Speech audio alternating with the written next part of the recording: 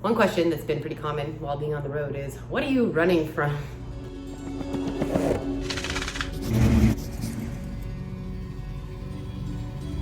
Are you running from like a guy? You just go through a bad breakup? You're running from the law? Like, what are you doing by yourself living in this Bronco? I think my answer's always been nothing, just running from California, high prices in California. Well, there's actually something kind of behind it. Like, I am running a little bit. So I thought I'd kind of dive into that because I just had to abruptly leave the shop that I was just at working on the Bronco without really finishing all the projects, and thought I would kind of tell the story what happened. When I left California, I was at a place in my life where I had lost everything. I lost my soulmate, I lost my business,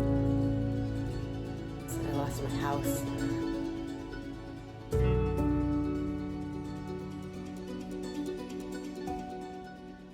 When I set out on the road, it wasn't just to leave the expensive prices of California, it was to leave that Morgan behind and to go to a place where I wasn't letting alcohol ruin everything that I love in this life anymore.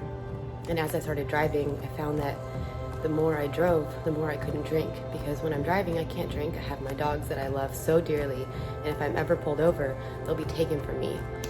And every time I find myself stationary somewhere, some way, somehow or another, I fall back into my old patterns after just a certain amount of time. And so I'll just hop in the car and I'll leave and I'll just keep driving. And so now here we are, 17 months later, and I'm still driving. Oh, wow. Oh, look at the water.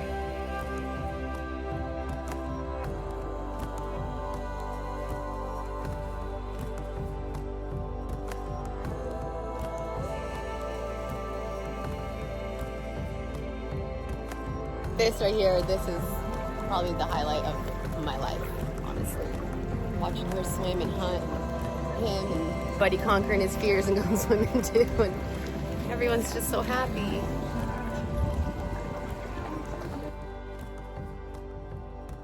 I learned quite a few years ago that I was a lot better off not having alcohol around.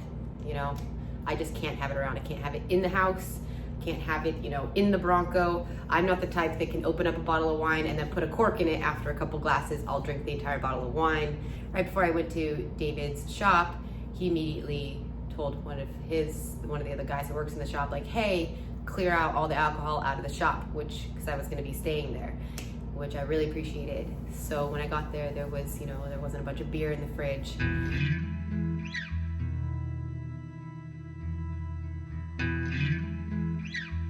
I think some people think like, oh, you're an alcoholic, oh, you have this crazy wild addiction to it and you must be out of control.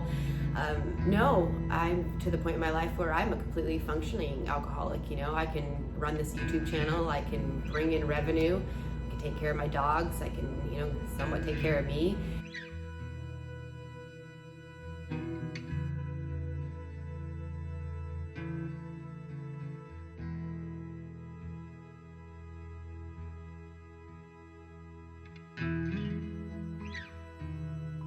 I used to be the crazy drinker that would go to the bar and go, buck wild on someone that was talking crap on me, jumping across the bar and throwing fists and going to jail. I mean, I've been arrested, I think like 7 to 10 times or something in my past, or spending the night in the drunk tank. And after getting help with my anger issues and dealing with past trauma, I finally was able to be the more like social drinker where I wasn't doing anything wild.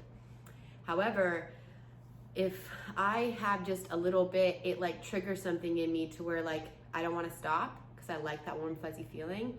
So the next day, instead of like just dealing with my hangover, I'm like, oh, what's another couple of beers? And then that turns into about 4 or 5 days of like that constant flow of alcohol in my system, which makes me incredibly irritable. I start getting road rage. My fuse, my patience fuse, I call it, gets so short. So if I'm working with anyone, like in a shop, working around other people that are helping me with my projects, I get frustrated really quickly. I get very opinionated, I get just really hot. I get hormonally imbalanced. I mean, I start getting paranoid. I start thinking that my friends are using me. I start judging people's character. I mean, it is like my brain, like all the peace leaves my body and I start just acting a little erratic. And if you follow me on Instagram, I'm sure you've seen some of those stories where I'm complaining a lot and I'm just so hot and, nothing's going right. And it's like, I'm everything that I don't want to be when I'm that version of Morgan. Honestly, I'm holding out that there's like a way that maybe one day I'll turn into that person that can just have a few glasses of wine and get all warm and fuzzy inside when I'm drinking with my friends. And, I love that we get in a really deep level of conversation with just a little alcohol in our system. I think that's what it's designed for. And I hope that one day I can do that and then wake up the next morning and not continue on the path of drinking, and then the next day, and then the next day, and then turn into that version of Morgan that I hate being. But for the time being, I haven't found out how to do that, and I'm not strong enough yet. So basically what happened when I got to the shop, yes, all the alcohol was gone, and I pulled my Bronco into the shop and I was living in there. Even though David and Sharon invited me to come stay at their house, I'm more comfortable in my Bronco. It's my home. So here I am in the shop and I was using the restroom one night and all of a sudden I looked up and there was a bottle of vodka on the shelf. And I think they forgot to take that out. And all of a sudden it turned into this battle between me and that bottle of vodka every single night. Like knowing that it was there, knowing it was so close within my reach, and like, oh, I worked really hard today on the Bronco and I filmed a great video, or just making up all these excuses in my head of why I could drink, even though I made that rule.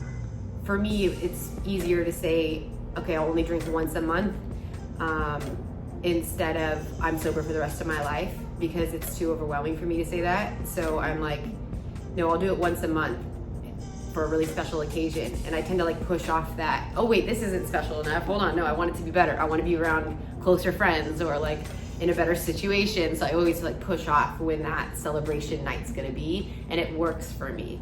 But being alone in the shop at the end of the night, knowing that that bottle of alcohol was there, it's like all of a sudden he just kept talking to me. He had a voice, hey, look, you did work, you're doing great. Hey, your last video got a ton of views. Just have a little shot. What's a shot? Have a couple shots just to go to sleep. You'll have good sleep if you drink some of me. And I mean, I gave in to that bottle of vodka, I think within like 5 nights of being there. And then the next night, what do you know, I'm at dinner with the guys at the shop. They're taking shots of sake. What's a few shots of sake? And then the next day, feel like crap. Why don't you just kind of slowly take this hangover away by like 1 beer here, 2 beers there, turns into a day of drinking, 6 beers, and then I turn into the woman that I hate being. Patience gone, sweating,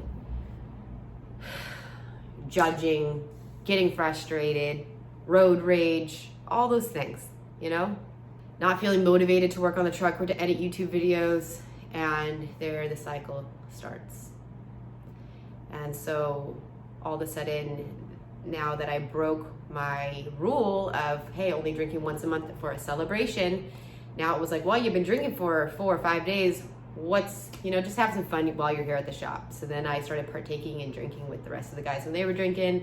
And it finally turned into a situation where I woke up the other morning.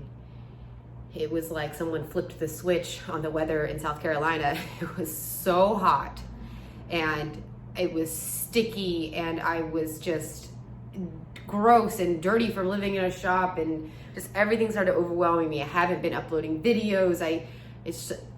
It was like, I need to get out of here. I need to get out now. So I guess this whole time I have been running from something. It's just been running from that version of Morgan that I despise.